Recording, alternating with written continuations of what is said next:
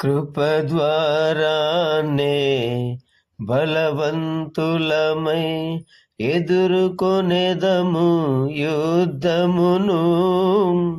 కృప ద్వారానే బలవంతులమై ఎదుర్కొనేదము యుద్ధమును.